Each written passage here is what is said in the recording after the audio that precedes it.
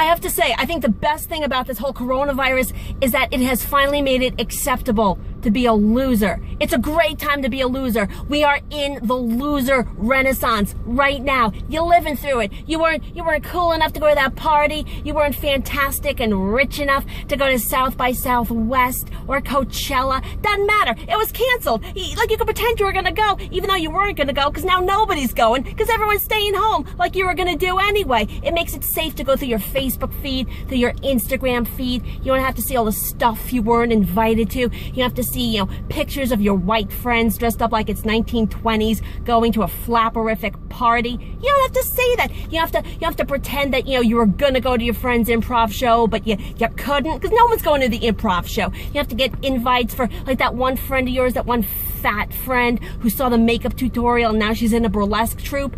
You don't have to pretend that you're gonna go to her show, because there is no show, because no one wants to be fat and naked during the apocalypse.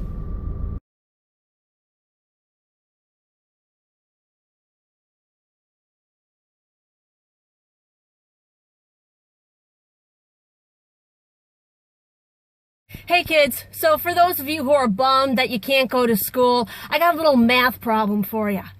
What do you get when you add 20 cartons of nut snacks plus stuck inside for a week? Diarrhea. You get diarrhea. Look, listen to me. Don't eat everything you got at home. Don't do anything you're gonna regret. The end is coming, but not as soon as we'd like it to. You know what I mean? You're going to have to live with the repercussions of your decisions. Like, don't get fat. Don't break out the hard drugs. Don't tell people you love them. Don't tell that coworker about that creepy dream you had about them. You'll regret it. Look, it's not apocalypse now. It's like apocalypse a year from now. It feels like, when you're about to leave a party and you say goodbye to everybody, but nobody leaves, and it's awkward. That's where we're at, guys. Have fun.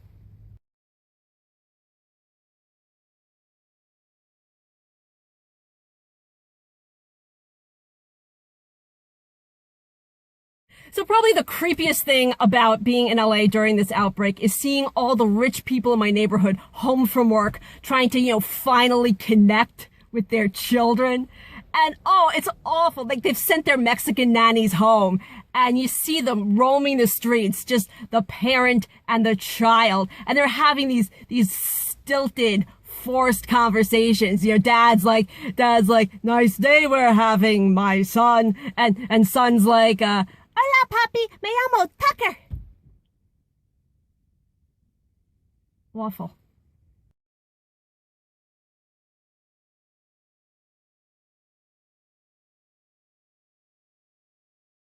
Okay, so the one good thing to come from this whole beer plague is that when I walk down the sidewalk, people get out of my way now. They get out of my way. LA has been terrible. People crash into me. They smash into me. They don't move over. They kick me into the dirt. It's like you're living in a 6th grade gym class and the sidewalk is just an endless game of Red Rover. But now it's great. Now I walk along and it's like they're terrified of me. I feel like Godzilla. I feel mighty. They'll just be walking along, looking at their phone, looking at their dog, doing whatever. And then they see me. And they have fear. And then they scatter.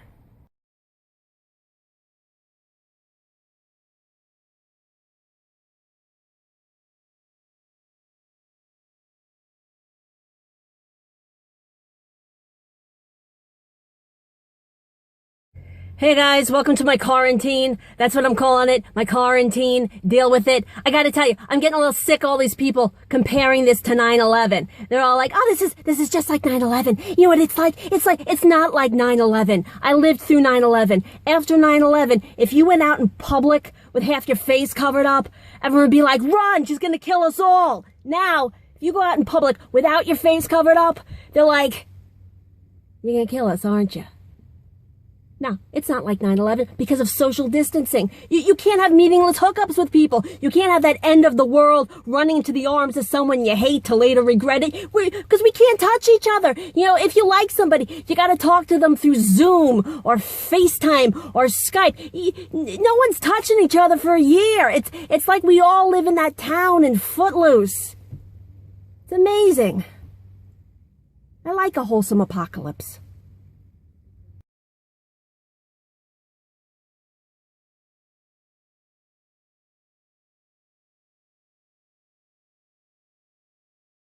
Okay, guys, I'm getting tired of hearing about coronavirus. Can we get back to other news? Remember that? A billion freaking years ago, other news, when we'd all get outraged over somebody's racist tweet, or we'd all get outraged over some producer who tried to sleep with some actress who tried to sleep her way to the top. Remember the koalas? They were all on fire down in Australia, and it was horrible because koalas are amazing and fire's bad. And I don't know what happened to the koalas. You know, now it's just all corona all the time, and you can't even get away from it. You know, you can't go to another country and escape it, because you go to Italy, it's there. You go to China, it's there. It's available in New Jersey. It's like the chain restaurant of diseases. You know, I would like to think that if I traveled abroad, I could experience a local disease, a nice mom and pop plague. You know, no, it's just corona, Applebee's, corona, Olive Garden, corona. I really want to know what happened to those koalas.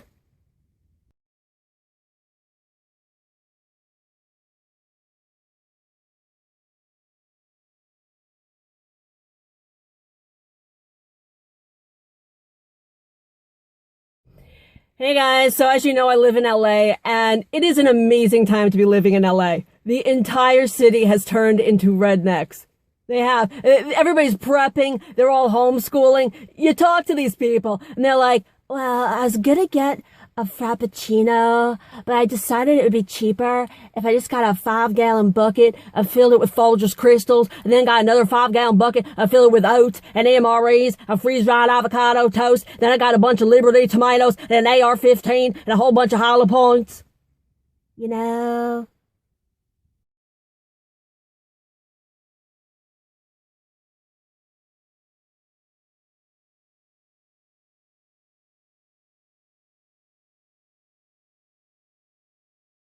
So the mayor of Los Angeles sent out word that you're not allowed in public without your face covered up. So I got this. This is my look. You like it? I'm wearing it every single day. It's great. I feel like I'm cosplaying a golden retriever. I just went into Chase Bank like this. Well, actually, I ain't going like this. I went in like this. Because this is exactly how you want to walk in a bank. It was unbelievable. I was able to walk in looking like a bandit. Nobody gave me side eye. I felt like I should have robbed the place. I felt like I should have been like, you know, give me all your cash. Give me all your cash. Nah, I'm kidding. I wouldn't take cash. Why would I steal something that's going to be worthless in 3 months?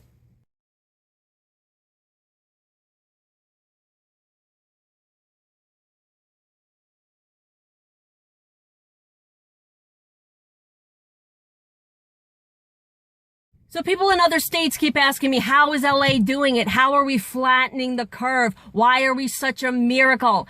We're not a miracle. It's just that LA is normally so polluted that coronavirus is an improvement. We don't notice it. It's not affecting us. We're so deeply, deeply damaged that would take something a lot worse than coronavirus to kill us. If anything, it's better. The air is better. There's less cars on the freeway. People can breathe. They're jogging. They're dancing. I've been singing. I usually sound like an ashtray. I can actually breathe now. You know, you look out my window. I used to have like thick soot from the smog on my windowsill. It looked like my window fell asleep with its makeup on. You know, you look out now, I have a view. I didn't know I had a view. I can see the mountains. I can see the Hollywood sign. I have neighbors. I didn't know I had neighbors.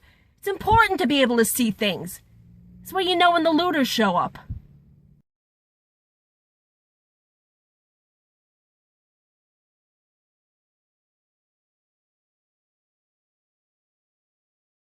So you guys ready? You guys ready to get your Bill Gates 2-in-1 vaccination mark of the beast? Yeah, that's the rumor. You've heard it. I know you've heard it. That Bill Gates is going to usher in New World Order, which is terrible because Steve Jobs would have done it so much better.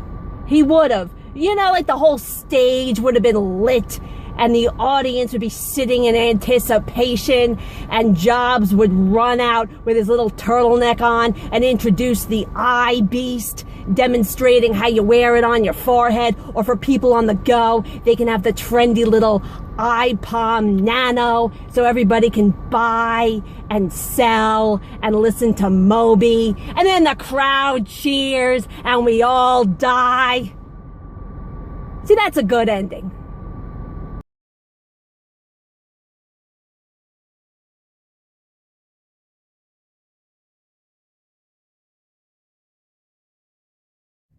So there's a war going on, guys. There's a war between the non-face mask wearing people and the face mask wearing people.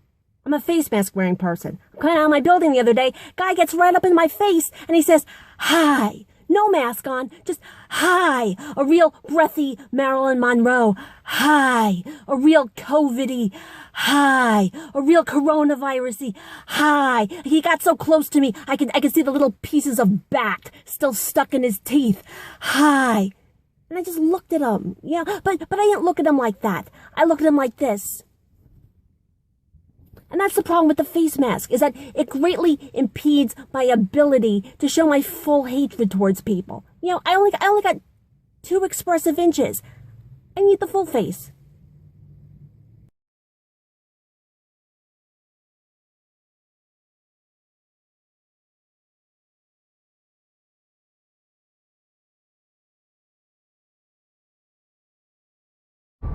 Hey guys, so I don't know if this has been happening to you, but apparently I've been breaking out for my face mask. Right there, you see it? Zits. Isn't it beautiful? Isn't it amazing? It's like I found the fountain of youth. It is. You see ladies going around like, "I got Botox and I feel 25. Like, really? I got acne and I feel 15. 15, bam, I won. No, it's great. It's great for guys too. Now, you see a guy with a full face of acne and you think, I don't know, balding blob of misery or bar mitzvah boy. It's about beauty.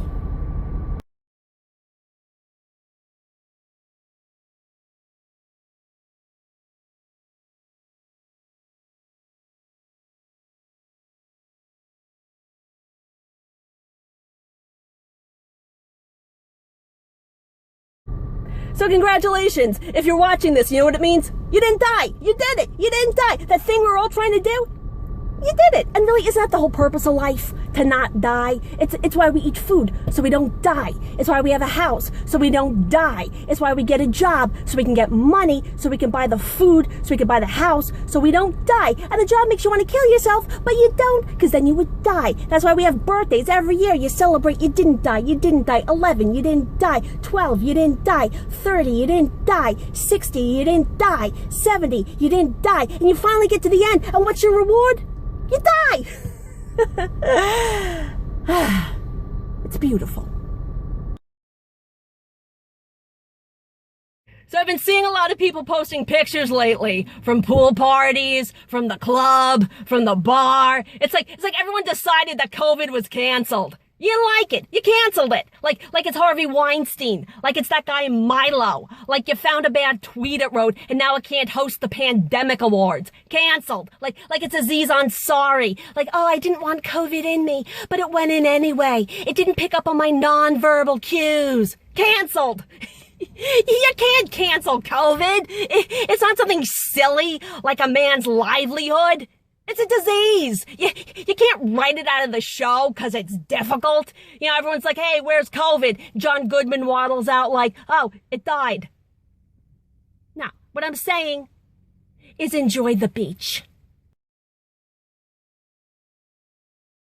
So guess what's back, guys? Fun. Yeah, it's back. It's not the normal kind of fun, though. It's like this weird weekend at Bernie's kind of fun. You know, where like fun died 3 months ago and we're just carting around its stiff, rotting carcass, hoping nobody notices, lying to ourselves like, hey, I'm eating at a restaurant. And your table's in the street, you know, pretending the waitress looks hot and she's in a hazmat suit. But it's fun. It's fun. You know, the movie theaters are going to open. I'm not going because they're not going to show anything good. You know, you can't have anything that actually makes you laugh because laughing spreads COVID. So it's like, it can be Kate Hudson funny, but it can't be Melissa McCarthy funny. You know, the movie can be Jennifer Aniston funny, but it can't be Tiffany Haddish funny. It could be J-Lo funny, you know, and nothing that makes you cry because tears spread COVID, nothing with a dying dog, nothing with anybody from the cast of This Is Us, nothing suspenseful because nothing that makes you go because gasping it spreads COVID. Basically, you can eat a cheeseburger in the street.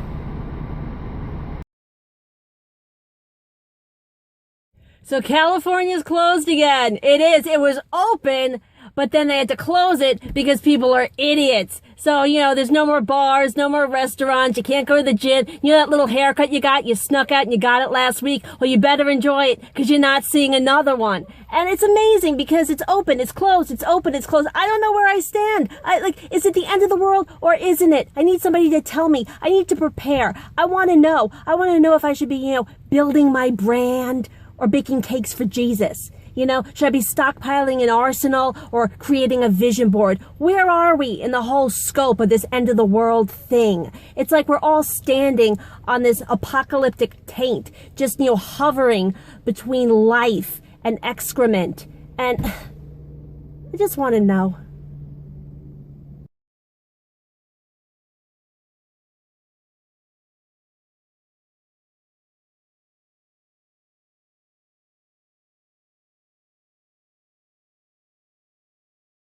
So you guys excited about election season? You should be. You should be, because it's the only time you get to see people who aren't real people pretending to be people so they can get votes from people. It's amazing. It is. You go to their Twitter page and they've all inserted their little family roles into their bios, you know, to make them seem more human. It's like husband, father, senator, fascist, Führer, pop-pop, despot, reptilian, Mima. It makes them relatable.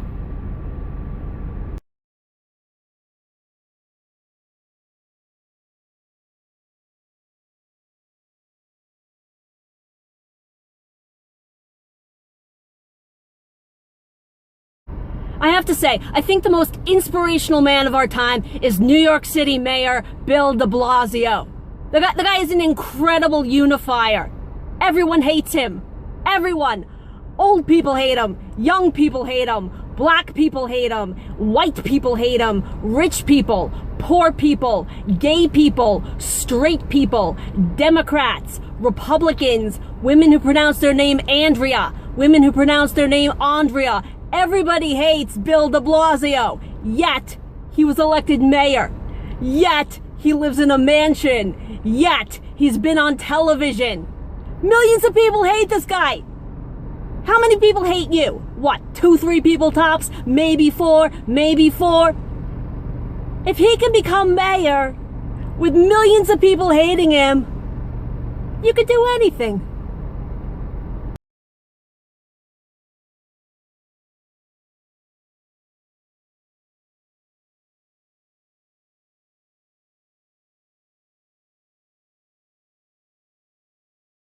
Guys, I can't take it with this election anymore. It's like we're in this giant custody battle and we all gotta pick which abusive parent we want to live with. No, it's like the Republicans are R. Kelly and the Democrats are Bill Cosby. You know, because the Democrats, they try to be nice, but then you wake up 4 years later feeling violated. The Republicans, they don't even try. They're just like, hey, vote for us. We'll piss all over you. So you vote for them, and they piss on you, and you're like, at least they kept their promises. But I don't know. I mean, should I vote? Should I not vote? The way I see it is, it's like the lapsed Catholic that still goes to midnight mass, because you never know. Or like the bad Jew who fasts on Yom Kippur just in case. That's how I see voting. You know, your vote might not count, but do it anyway. It might just keep you out of hell.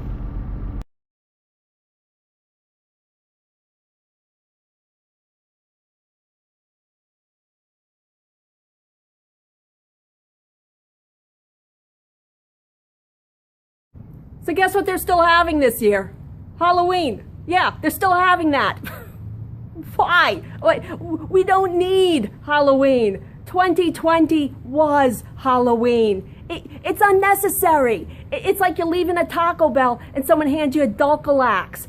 Why? Why? Like, oh boy, we all get scared and wear masks. Oh, trick-or-treaters. Yeah, because that's what we need in 2020. Just more hordes of people roaming the streets demanding stuff. And then they make you dress up. Are you going to dress up for Halloween 2020? What are you going to wear? What does one wear for Halloween 2020? Like, ooh, should I be slutty Dr. Fauci or racism? No, I think if we want to wear something that makes everybody happy, you know what we need to dress up as? 2021. So congratulations, you voted. Doesn't it feel awful? Just standing around helplessly waiting for the results of your actions. It's like when you go bowling. You know, you just kind of throw your ball down the lane and then you watch it like this, just kind of steering it, trying to steer it with your mind like it's going to keep it out of the gutter. That's how I feel after I vote. I'm telling you, the whole country just smells like a giant bowling alley lately. It does. Half the people are like, we want to vote for the guy who'll eliminate bumper bowling. The other half's like, we want to vote for the guy who'll make bumper bowling the only kind of bowling, and he'll confiscate your bowling trophies. All I know is, whoever the loser is, hopefully they'll just finish their hot dog, return their shoes, and, you know, not burn down the bowling alley.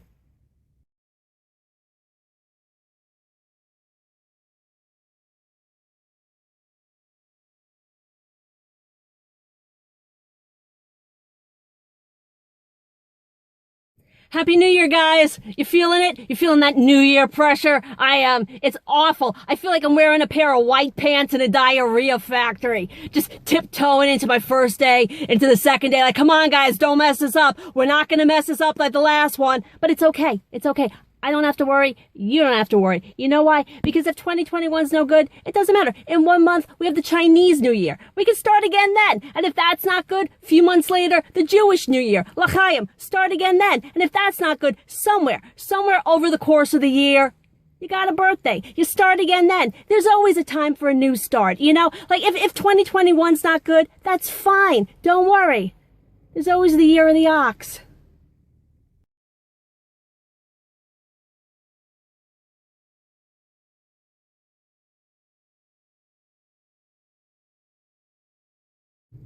Hey guys, so it's February 21st, which means in a few days it will be March, which means in a few days it will be a year since all of the craziness began. I know a lot of people count it as 2020, like, oh, 2020 was the year from hell. I don't count 2020. I count March 2020, because everything was fine in January 2020. Everything was fine in February 2020. March is when it went to hell. Before that, there was COVID, but it was in China. It was in Italy. Those aren't real people. Then it came to New Jersey. Then it came to Washington. Then it came to LA. And then it got real.